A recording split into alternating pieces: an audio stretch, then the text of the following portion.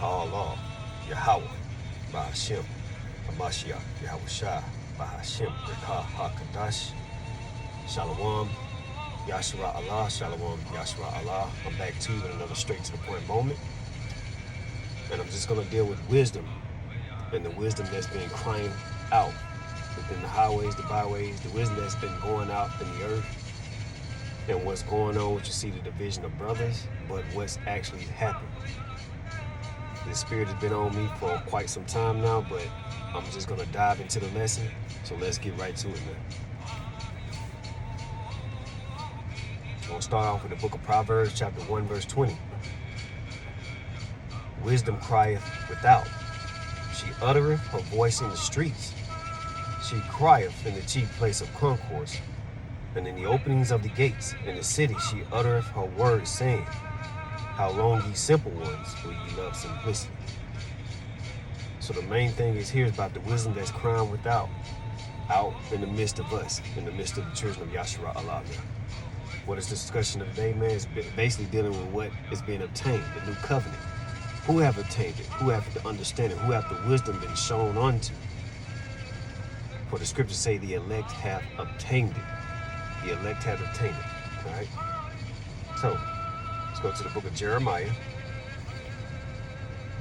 And then this will be a few parts, but this is just the first segment of one part. The book of Jeremiah, chapter 31. And we'll start at verse 31.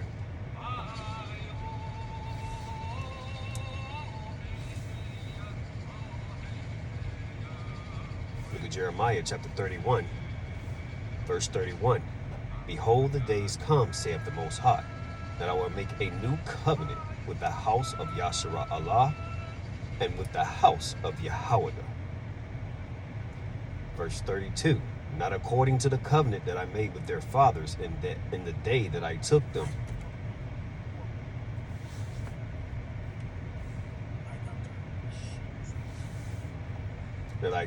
by the hand to bring them out of the land of Egypt, which my covenant they break, although I was an husband unto them, said the Most High.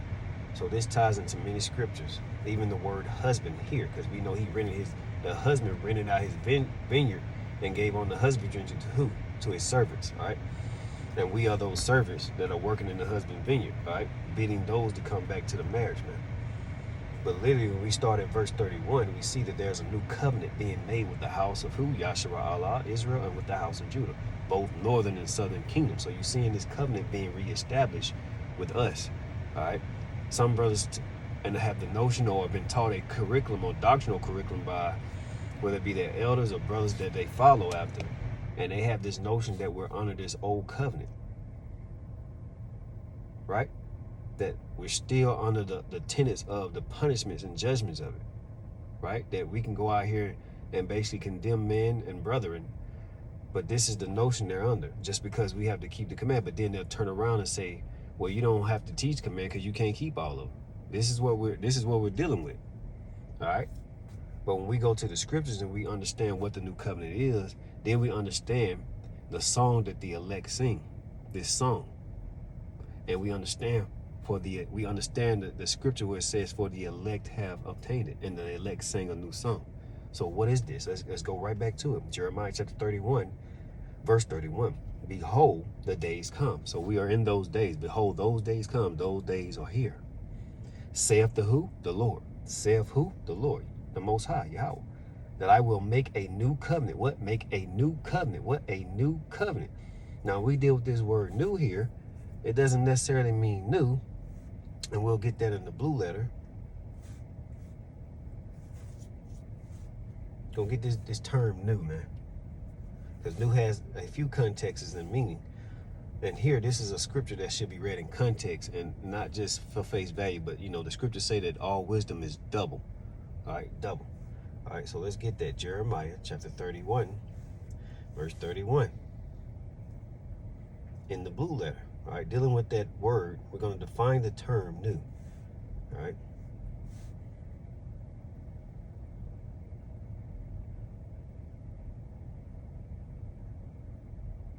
Here we go. The word new is Strong's 82319, and it's pronounced Kadash, all right? A Kadash, all right? It has a root word etymology from another Strong's meaning, which is H2318. We'll get it. Outline biblical usage: new, new thing, fresh. Let me read that again. New, new thing, fresh. And fresh doesn't necessarily mean something new. It could be something that's just fresh. It could be the same thing of fresh. Like you can have old oranges and fresh oranges. You can have old bananas and new bananas, or fresh bananas. And then you can also have old sneakers and fresh sneakers. Not necessarily meaning it's new. It could be the same thing, but it's just been made anew. All right, if you get that in context. Let's go to this root word etymology. All right, dealing with the word new. Again, Kadash is the pronunciation. It's a primitive root. Outline biblical usage: italic 1, to be new. Renew. Hold on. Renew. Whenever you do something, repair, reschedule, renew, that means you do it over again. Here we go right to it. The next definition: repair. What to repair? What to repair? We're going to italic 8, paia, which is italic 1 of 8, to renew, make anew, which I made mention of when I made the statement earlier, anew. If you get the context, anew, mean the same thing, it just made fresh. That's all. Italic 2, to repair. Italic B, to renew oneself. So now when we look at the context of what Jeremiah 31 and 31 is saying, it's not saying that this is an entirely new thing. It's just saying, look, I've come to repair which was broken. And if we get that, back in Jeremiah 31, and we're starting in verse 32, not according to the covenant that I made with their fathers in the day that I took them by the hand to bring them out of the land of Egypt, which my covenant they break. Oh, there goes the context of what we're seeing now. They broke the old covenant. We broke it. We didn't keep the commandments. Our priests, our kings, our nation didn't keep a commandment. Why? Because they was in wickedness. We didn't keep the commandments. And then the ones that we kept, we'll break some and keep some. Like we do today. We break some, we keep some. That's the mindset that our people are in. And then for the brothers who's coming in this thing and the wisdom and understanding, the basic wisdom and understanding, we're trying to rehearse the righteous acts to not break none. This is part of rehearsal. When you rehearse something, it don't mean you got it perfect, but you're trying to perfect that which you're learning. That's all you're doing. So now we've been made a new or fresh new covenant. The old covenant just being reestablished with who? Us, Yahshua Allah and Yahweh of the tribe, the southern kingdom. All right. Verse 33, but this shall be the covenant that I will make with the house of Yasharallah after those days, saith the Most High. I will put my law in their inward parts and write in their hearts, and will be their power, and they shall be my people. Verse 34, and they shall teach no more every man his neighbor, and every man his brother, saying, know the Most High, for they shall all know me, from the least of them unto the greatest of them, saith the Most High. For I will forgive their iniquity and remember their sin no more. And so now when brothers read that for face value, they look at it and say, well, we're still under the old covenant. These things haven't come to pass. Nothing's came to pass. Even though Hamashiach was sacrificed for us for an atonement for sin, which is lawful. We had to have an atonement for sin. That's Leviticus. All right. Brothers still look at this in the context and say, well, we're still under the old covenant. All right. We'll move on. And the thing is to get confirmation on these things. Let's go to Luke chapter 22, verse 19. All right. Luke chapter 22.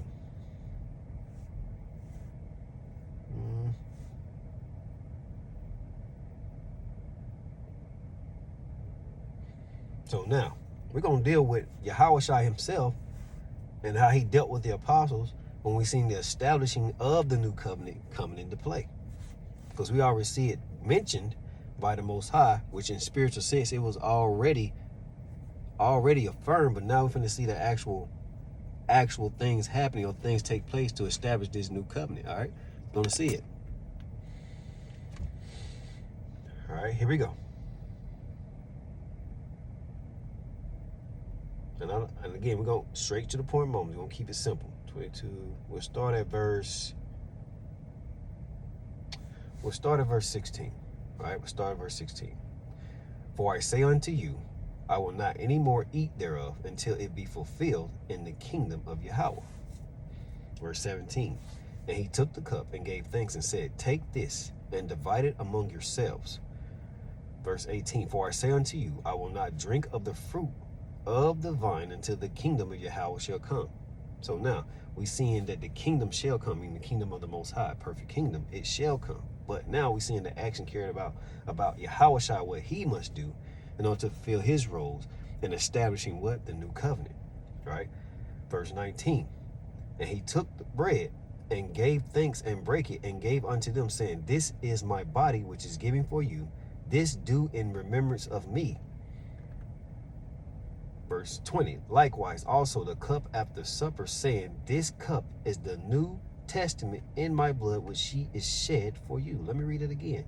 Likewise also the cup after supper, saying, this cup is the New Testament or covenant in my blood, which is shed for you. So now his blood was shed for us. Now let's get this word New Testament, which we know it means new covenant, but for the brothers who might not have understanding, or for the stubborn brothers, let's get it, man. Luke chapter 22.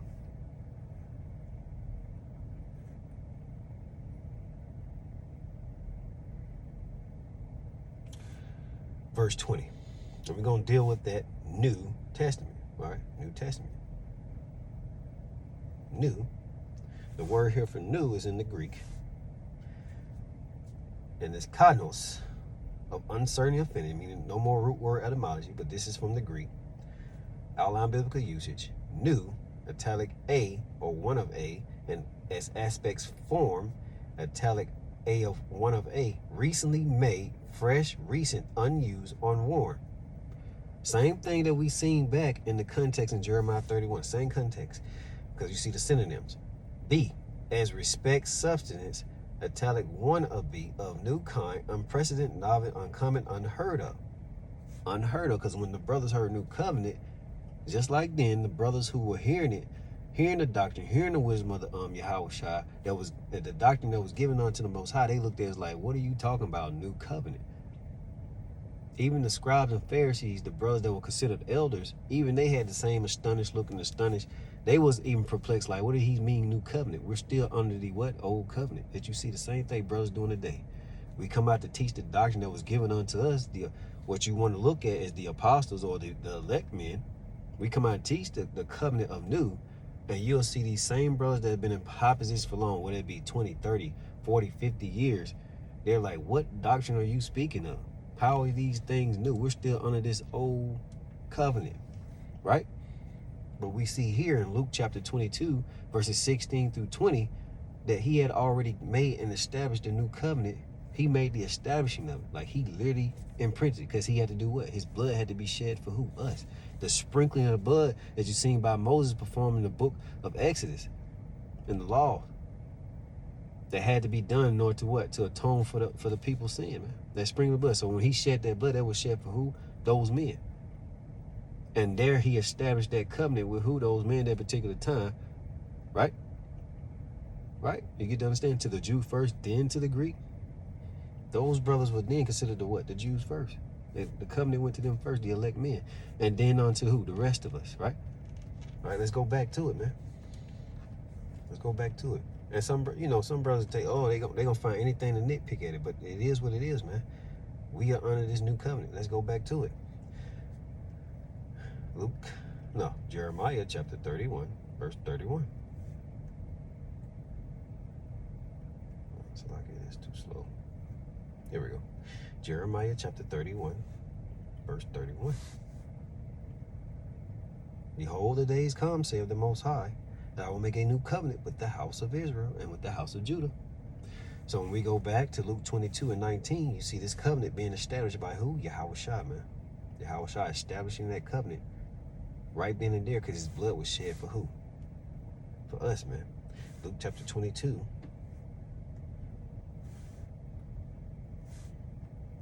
Verse 19. Right? And he took bread and gave thanks and brake it and gave unto them, saying, this is my body, which is given for you. This do in remembrance of me. So he's saying, this is my body given for who? You.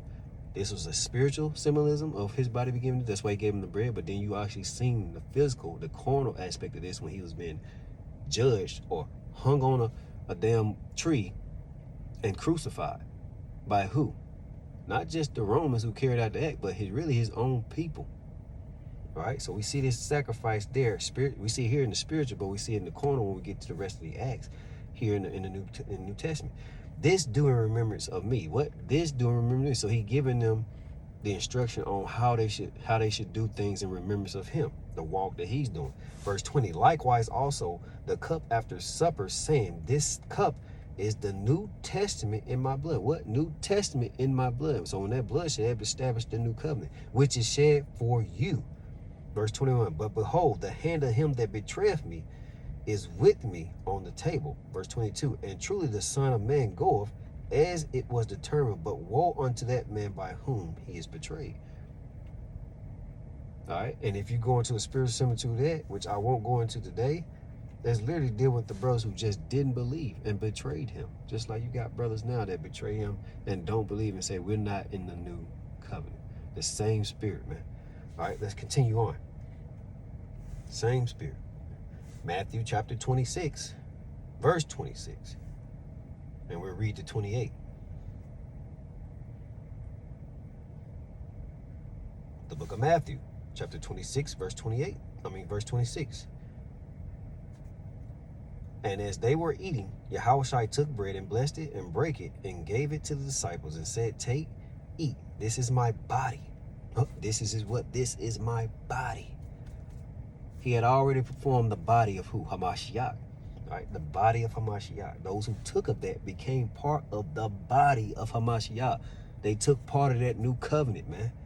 Verse 27. And he took the cup and gave thanks and gave it to them, saying, drink ye all of it. We're going to have to drink the dregs of that cup too, just like Hamashiach did. When he was in that temptation, of that hour of temptation, we said, can this cup pass from me? We gonna be tested and put through that same trial of fire, and as some brothers have already went through, I'm seeing the same things and similitudes in scriptures, man. Seeing the same thing, the same brothers out here speaking the same thing that I'm speaking, are the same brothers who seen the same. We're gonna have to take the same dregs of that cup and being raised up just like Hamashiach, man, because we're taking part of that covenant, man. Those who believe. Verse 28. For this is my blood of the New Testament. What? The New Testament. The what? New Testament, which is shed for many for the remissions of sins. Headshot. This is for us to have what? Remissions of sins, an atonement for sin. So when you partake of that and you believe on Hamashiach, that he died and was risen for an atonement for us to be reconciled back unto God, the new covenant, then you partook of the body of Hamashiach. But if you don't believe this, you will still be stuck in that under that old veil, blinded, not hearing the fact that that covenant is no longer the establishment. For we are under a new covenant, a reestablishing of the what? The old. This is why the old waxes old, but we're being made anew through what? The reestablishing of what? The old, which is the new covenant. All right, let's continue. All right.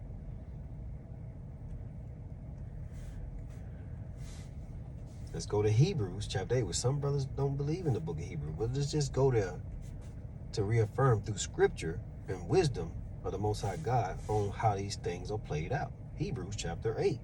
We can really start at verse 1. You know what? I don't want to rush through this. I know I'll do a lot of straight to the point moments, but I just want to get to it, man. Hebrews chapter 8. Verse 1. Now, of the things which we have spoken, this is the sum. We have such an high priest who is set on the right hand of the throne of the majesty in the heavens. Who is this high priest that's set on the right hand of the throne? Yahushua. Verse 2. A minister of the sanctuary and of the true tabernacle. Headshot. And the brothers who understand know what I'm talking about, because we believe. Which the Most High pitched, and not man. Who? Not man. Meaning your camp, your doctrine. This is not going to win us the kingdom. This is not the establishment of the new covenant. Establishing a new covenant is his doctrine. This is why he say the Lord dwelleth not in temples made with hands, man. He established this temple, this tabernacle. Verse 3. For every high priest is ordained to offer gifts and sacrifices. What are those sacrifices? The prayers of the saints be the sacrifice to who? The Most High God. Wherefore it is of necessity that this man have somewhat also to offer. This man was Yahweh Shai, man. It was necessity for an out. Why? Because we couldn't be redeemed or reconciled back unto God or made anew back unto God had we not had his sacrifice. All right, verse 4. For if he were on earth, he should not be a priest, seeing that there are priests that offer gifts according to what the law. Headshot.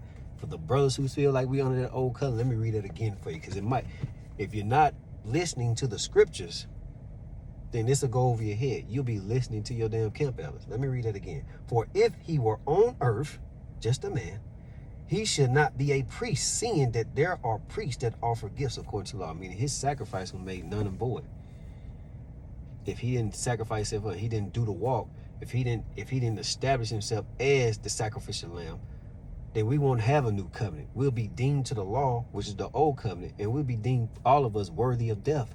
We don't have a sacrifice greater than what was given to us by the Most High God, which was mentioned in the first 3 verses, man.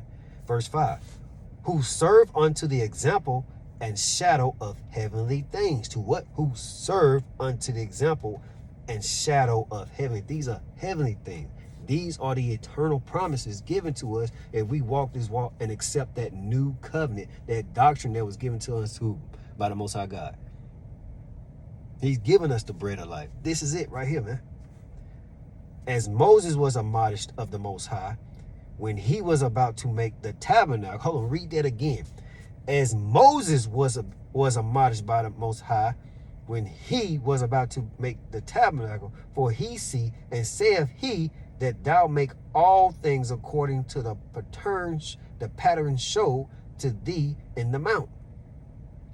Verse 6, but now hath he obtained a more excellent ministry. What is the more excellent ministry? What is the more excellent ministry? The ministry is now. This ministry is the ministry of who? The ministers are given the ministry by who? Hamashiach, man. Those ministers. We minister what? The things that he has shown us an example, which is the new covenant, the walk. Reconciling brothers back to the covenant, the reestablishing of the old, man. Reconciling the brotherhood back to the Most High God. That's the ministry, man. By how much also he is the mediator of a better covenant. Headshot, which was established upon better promises. So how are we still on the old covenant when you brothers teach, oh, we still on the old covenant, but we can't keep the law? You're going to have to make sense of that, Op. We're rehearsing the righteous acts right now. We all know him from least to greatest. We know who the Most High God is from least to greatest, man. From the least of us to the greatest. We know who he is. We know him, though. You even got brothers who don't have a full understanding, believe that we in the new covenant, man. And that's how you know that they're not taught of man, but taught of who? Yahweh, because spiritually they believe without even seeing it. That's what you call faith in one similitude. Headshot. All right, verse 7. For if the first covenant had been faultless, what? If the first covenant had been faultless, read again. If the first covenant had been faultless, then should no place have been sought for the second. Headshot. Don't argue me, argue the scriptures, man. Argue the scriptures. Don't argue against the brethren that's out here teaching new covenant. Argue the scriptures. This covenant is here in full effect. And what you brothers are waiting on is a sign. You're waiting on the heavenly things that are promised to those who endure to the end. We've been made like unto Moses, friends of God, right? We are the friends of God because we know what the master doeth. It's already put down. We know what he does. It's not a secret to us, man. We know it, so we've been made friends just like Moses was called a friend of God, man. Well, Abraham was called a friend of God. Because we know. So when we hear the word, the faith, the obedience amongst us, which is faith, we do. We don't question, we just do it, just like they did, man. Just like our forefathers, we just do it. And we endure to the end. Verse 8, for finding fault with them, the fault with us was we broke the old covenant. He said, behold, the days come, same thing, the days come, same thing we've seen in Jeremiah 31, same thing we've seen in Luke. The days come, said the Most High, when I will make a new covenant with the house of Yasharah Allah and the house of Yahweh, not according to the covenant that I made with their fathers in the day when I took them by the hand to lead them out of the land of Egypt, because they continue not in my covenant, and I regarded them not. What? I regarded them not, the people, saith the Most High. So there had to be a reestablishing, because we didn't regard it. We was not regarded because we didn't continue in it. Neither the ordinances. We was just plain out wicked, man. So there had to be a reestablishing of the old covenant. You're not breaking it. You're not losing. Just reestablishing, making a new, a fresh start. All right. Verse 10. For this is the covenant that I will make with the house of Yasharah Allah after those days, saith the Most High. I will put my laws into their mind and write them in their hearts, and I will be to them a power, and they shall be to me a people. Now we'll consider God people, because you literally hear brothers saying, we are the children of God. We are the children of God. There's no question who the children of God we are.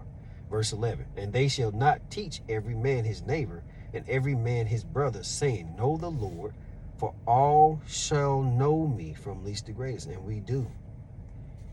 We all do. And he's given us the mercies of who? David, the house of David. That was the house of David, the mercies. That was a promise he made to David, to give us mercy, man. All right. Now, this is the first segment of a part 1, and there's more to it, because we get into the actual part of the wisdom, which is the elect have obtained it, and the rest were blinded. The elect have attained it, and the rest are blinded. But we had to dig into that new covenant to understand what the elect had attained, and that's that new song, man. That's that new song. So with that, I want to give all praise to Kahala Yahweh, Bahashem, Hamashiach, Yahweh Shai, Bahashem, Rekah HaKadosh, and death to America. Shalom, Maki.